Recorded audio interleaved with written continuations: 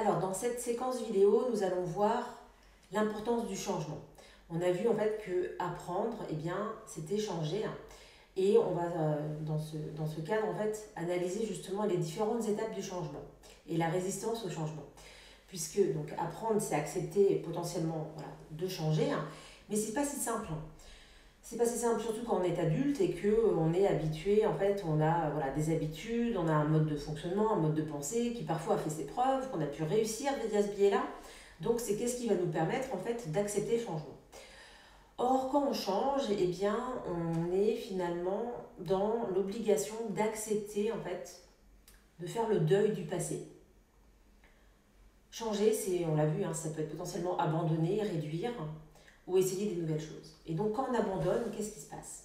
Quand on abandonne, eh bien, on perd quelque chose du passé. Et donc, c'est comparable en fait à la courbe de deuil qui a été élaborée par Elisabeth Kübler-Ross. Alors, qu'est-ce que c'est cette courbe du deuil? Eh bien, c'est une courbe qui nous permet de comprendre quelles sont les différentes phases que l'être humain va vivre dans le cadre d'un changement.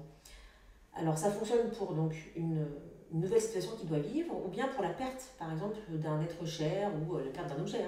En fait, c'est toujours le même système mental auquel on va devoir faire face. Donc, dans un premier temps, lorsque vous apprenez en fait, qu'il y a une nouvelle modalité, alors soit que vous perdez quelque chose, soit que vous devez faire quelque chose de différent, généralement, ce qui se passe au départ, c'est la pression de subir, et donc on est dans la résistance. On n'a pas envie. Parfois, on n'a tellement pas envie, ou quand le choc est trop gros, on est même dans le déni. C'est-à-dire qu'on dit non, là, c'est pas possible, ce qui se passe, ça ne me concerne pas, ça va concerner l'autre collaborateur, mais non, par exemple, mon siège ne va pas déménager. C'est pas possible, ça fait 20 ans qu'on est dans Paris-Centre, on ne va pas aller du côté de Marne-la-Vallée sous couvert que le nombre de mètres carrés est moins cher. On va dans un refus obtus, on est dans le déni, on est vraiment dans la résistance et donc on se dit non, moi je ne peux pas subir cette situation-là. Et puis donc, de la situation de je subis, je suis dans la résistance, tout doucement en fait, on va commencer à être dans la compréhension de ce qui se passe. Et donc on va se dire, ah ok, donc là en fait, on est en train de me dire qu'on va déménager de siège social, et enfin que notre siège social va déménager, bon ok, donc là je commence à accepter en fait le changement, en tout cas être dans la compréhension, donc mon niveau de résistance en fait est en train de réduire. Mais je suis encore dans la colère. J'ai du mal quand même à accepter cette nouvelle idée parce que franchement là ça ne m'arrange pas de devoir subir ce changement-là. J'étais mieux dans ma zone de confort préalable. Et donc il y a un moment clé où une fois que j'ai passé cette phase de déni, que maintenant je suis un peu dans la colère, eh bien j'ai le choix. Soit en fait je plonge littéralement dans cette colère et là ça peut me mener à la dépression et au refus total de cette situation. Ou bien, et donc c'est ce qu'on appelle la phase de décompensation, donc sur laquelle il faut vraiment faire attention, c'est-à-dire qu'on se retourne sur soi-même. Et donc là ça peut potentiellement nous mener sur un burn-out, sur une dépression. Ou bien on arrive en bas de on touche le fond, mais pour mieux remonter. Et donc là, avant de remonter, on va être dans la phase de ce qu'on appelle résignation. C'est-à-dire on se dit, bon ok, la situation est telle qu'elle, de toute façon on n'a pas le choix, je préfère garder mon job et prendre le RER ou avoir quelques kilomètres à faire pour quitter Paris-Centre. Mais c'est ainsi que ça va se passer. Donc on se résigne.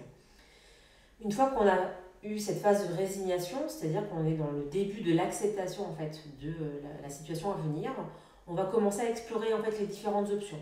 Donc comment je vais m'y prendre? Est-ce que je prendrai plutôt le RER? Est-ce que je prendrai la voiture? Est-ce qu'à terme même, je ne vais pas finalement déménager parce que ça sera peut-être plus simple pour notre quotidien. Donc là, vous êtes dans une phase d'évolution et une fois que vous avez fini cette phase d'exploration, vous allez commencer donc à intégrer le changement. Et donc là maintenant, vous êtes dans la projection de l'avenir, c'est moins violent, vous êtes plus dans la situation en fait, du déni, de la colère ou de la résignation, mais vous êtes dans l'intégration en fait, de la donnée, et puis donc vous allez faire avec quelque part, et donc vous êtes déjà dans l'évolution, et ça va être poursuivi par l'engagement, et donc l'engagement, ça va être l'action que vous allez mener à bien pour pouvoir accepter ce déménagement, et puis finalement partir du bon pied chaque matin, et repositiver, et de nouveau être dans des comportements positifs, du fait, et donc quand vous arrivez au travail, vous avez de nouveau, la pêche pour aller traiter vos dossiers.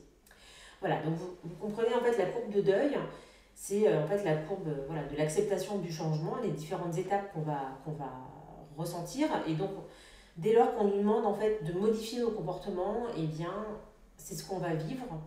Donc au départ, il y a de la résistance. Ensuite, il va y avoir une phase d'appropriation. Et donc c'est important en fait de laisser le temps au temps. C'est-à-dire qu'il faut éviter ce qu'on appelle le saut de Tarzan, c'est ce que vous allez voir là dans la vidéo que je vais mettre en lien.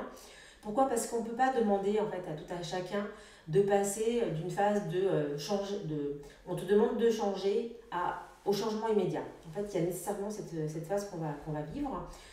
Ça répond en fait à différentes émotions en fait, par lesquelles on va passer. Et donc vous pouvez voir que ça se retrouve sur une phase de deuil. Au départ, on est dans le déni, on ne veut pas que la personne soit morte par exemple. Après, une fois qu'on est dans le déni, qu'on est tellement dans le choc, en fait, on est dans la colère.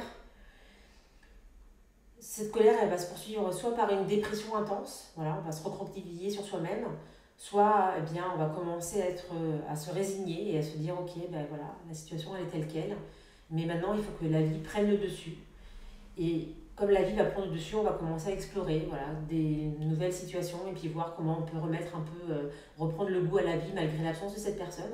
On va intégrer la notion et puis on va réussir à se remettre en action, à retrouver le sourire et à pouvoir agir et refaire en fait, voilà, peut-être potentiellement des actions que je faisais avant avec cette personne qui est décédée. Voilà. Donc, vous voyez, ça marche pour un deuil, la perte d'une personne, d'un animal, ça marche pour une situation de changement. Donc là, je vous ai pris le cas d'un déménagement de siège social. Lorsque vous êtes amené à déménager aussi, vous, de logement, hein, par exemple, eh bien, vous allez être amené à vivre la même chose. Si on prend aussi le cas du confinement et des confinements, eh bien, voilà, on est aussi dans cette courbe qui va être vécue pour les uns et pour les autres. Donc voilà, donc c'est intéressant en fait, de l'avoir bien en tête.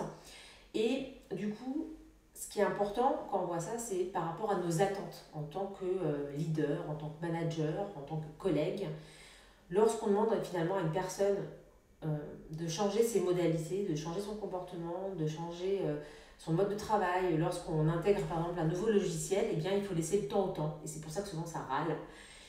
Mais c'est un processus qui est normal. Donc il ne faut pas aller... en fait, le meilleur moyen finalement, c'est pour rentrer en conflit, eh bien, ça serait d'être trop exigeant et de vouloir avoir des résultats des attentes trop rapides de la part des gens qui nous entourent. Donc il faut laisser le temps. Et la conduite du changement en fait, eh bien, nécessite de respecter en fait, ces différents timings.